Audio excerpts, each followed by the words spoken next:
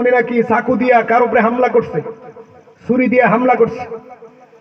তারপরে জুনায়েদ আল হাবিব ওনাদের বিরুদ্ধে মামলা দেওয়া হয়েছে, ওনারা নাকি হকি স্টিক দিয়ে কার মাথা ফাটায় ফেলছে। তারপরে আরেকজন মাওলানার বিরুদ্ধে মামলা দেওয়া হয়েছে, পিস্তল দিয়া 6 রাউন্ড গুলি ছাড়ছে। এরকম এক একজন আলেমের নামে এক একটা মিথ্যা মামলা দেওয়া হয়েছে। কারণ নামে নারী কেলেঙ্কারির মামলা দেওয়া হয়েছে, বছরের পর বছর জেলখানায় রাখা হয়েছে।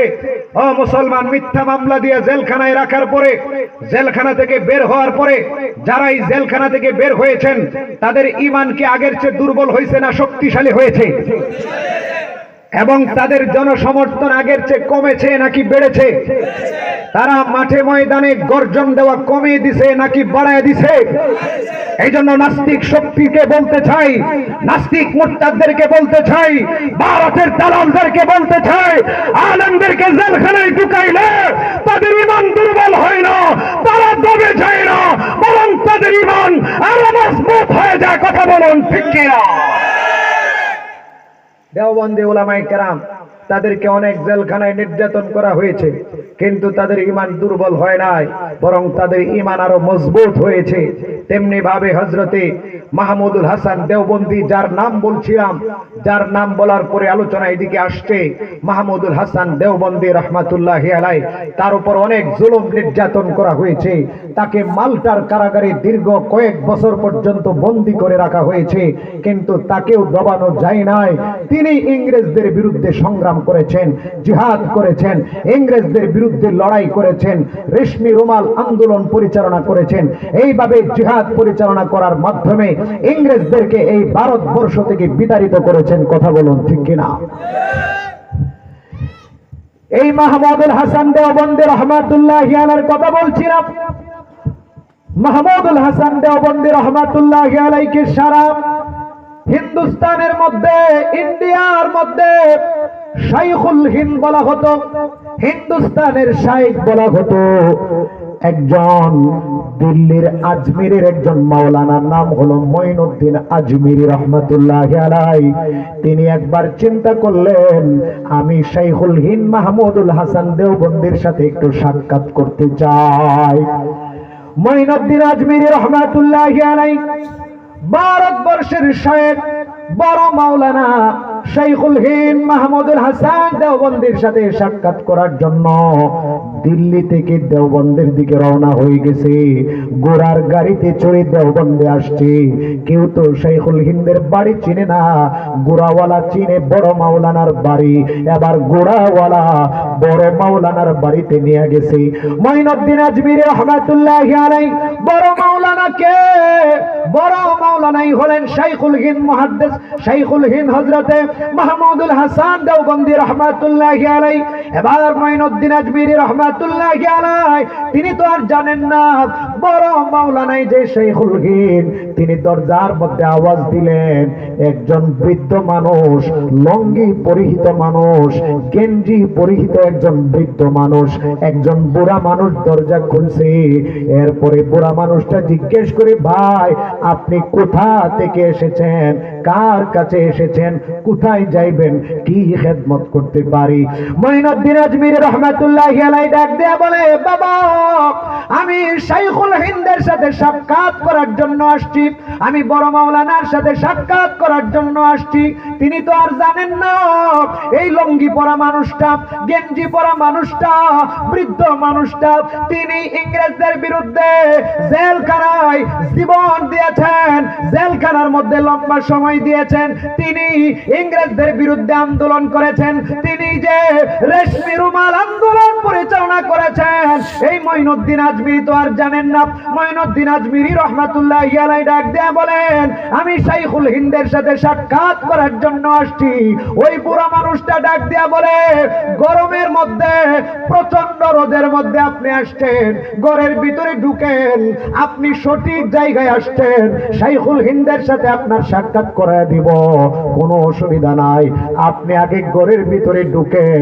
মুরব্বী ঘরের ভিতরে ঢুকলেন, ওই বুড়া মানুষটা ডাক দেয়া বলে, একটু পানি পান করেন, একটু বিশ্রাম করেন, তারপরে শাইখুল হিন্দের সাথে আপনার সাক্ষাতের ব্যবস্থা করে দিব। মঈনুদ্দিন আজমিরি রহমাতুল্লাহি আলাইহি ঘরের ভিতরে ঢুকলেন, ঘরের ভিতরে বসলেন, পানি পান করলেন। ওই বুড়া মানুষটা ডাক দিয়ে বলে, আপনার শরীর দিয়ে ঘাম ঝরতেছে, আপনি একটু বসেন, আপনাকে আমি একটু বাতাস করি।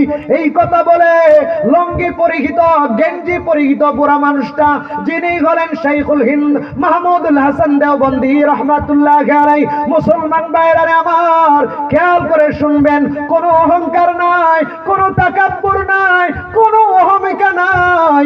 শাইখুল হিন্দ মাহমুদুল হাসান দেওবন্দি বিছুনটা হাতের মধ্যে নিয়া, হাত পাকাটা হাতের মধ্যে নিয়া, ওই আগন্তুক মুসাফির মঈনুদ্দিন আজমিরির গায়ে বাতাস করা শুরু করলেন। কিছুক্ষণ পরে ডাক দেয়া বলেন, মুরব্বী আপনি অনেক দূর থেকে আসছেন, একটু খাবার গ্রহণ করেন। দুপুর বেলা আপনি আসছেন, আপনার মনে হয় ক্ষুধা লেগেছে। এবার মুরব্বী লোকটা মঈনুদ্দিন আজমিরিকে খাবার খাওয়ালেন। এবার ওই মুরব্বী লোকটা যখন খাবার পরিবেশন করছেন, তিনি বলেন না যে আমি শাইখুল হিন্দ, আমি মাহমুদুল হাসান, এই কথা বলেন না। কিন্তু ওই মঈনুদ্দিন আজমিরির আগে ফায়ার, তিনি বারবার বলতেছেন, বারবার জানতে চাচ্ছেন, ও মুরব্বী, বড় মাওলানা কোথায়, যার জন্য সাক্ষাৎ, যার সাথে সাক্ষাৎ করার জন্য আমি দিল্লি থেকে দেওবন্দ এসেছি, ওই মুরব্বী কোথায়, ওই বড় মাওলানা কোথায়, ওই শাইখুল হিন্দ কোথায়? আপনি আমাকে পানি পান করিয়েছেন, আপনি আমাকে বাতাস করছেন, আপনি আমাকে খাবার খাইয়েছেন, ভালো কথা। আপনি কেন শাইখুল হিন্দের সাথে আমাকে সাক্ষাৎ করায় দেন না? কেন আপনি শাইখুল হিন্দের সাথে আমার মোলাকাত করায় দেন না? রাগ করতেছে। এবার শাইখুল হিন্দ মাহমুদুল হাসান দেওবন্দি রহমাতুল্লাহি আলাইহি ডাক দেয়া বলে, ও মঈনুদ্দিন আজমিরি, শাইখুল হিন্দকে চিনি না, তবে আপনি যেই শাইখুল হিন্দের বাড়িতে আসছেন, আপনি যেই শাইখুল হিন্দের সাথে সাক্ষাৎ করার জন্য আসছেন, আমি সেই শাইখুল হিন্দ কিনা জানি না, তবে মানুষ আমাকে মাহমুদুল হাসান বলে, মানুষ আমাকে মাহমুদুল হাসান বলে, মানুষ আমাকে শাইখুল হিন্দ বলে। আমি তো শাইখুল হিন্দ কিনা জানি না, আমি বড় মাওলানা কিনা জানি না, আমি হলাম মাহমুদুল হাসান, আমি হলাম মানুষ যাকে বলে শাইখুল হিন্দ।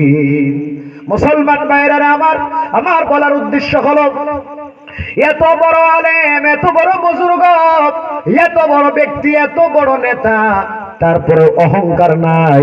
মেহমান আসছে, মেহমানকে পানি পান করায়, মেহমান আসছে, মেহমানকে বাতাস করে, মেহমান আসছে, মেহমানকে নিজের হাতে খাবার গ্রহণ করায়, মেহমান আসছে, মেহমানকে বলে না আমি শাইখুল হিন্দ, এই কথা বলে না, বরং বলে আমি হলাম মাহমুদুল হাসান দেওবন্দি। আমাদের আকাবিরদের অহংকার ছিল না, আমাদের আকাবিরদের অহমিকা ছিল না, আমাদের আকাবিরদের মধ্যে আনামিয়ত ছিল না, বাদশাহ ছিল না, তারা ছিলেন সাদা মাটা। এই জন্য মাহমুদুল হাসান দেওবন্দি, এই জন্য আকাবিরদেরকে মানুষ এত সম্মান করত, ইংরেজরা এত ভয় পাইত। তারা ভয়ভীতি অর্জন করেছেন অহংকারের মাধ্যমে না, তারা সম্মান অর্জন করেছেন অহংকারের মাধ্যমে না, তারা অহংকারের মাধ্যমে না, বরং তারা বিনয়ের মাধ্যমে সম্মান অর্জন করেছেন। কথা বলুন ঠিক কিনা?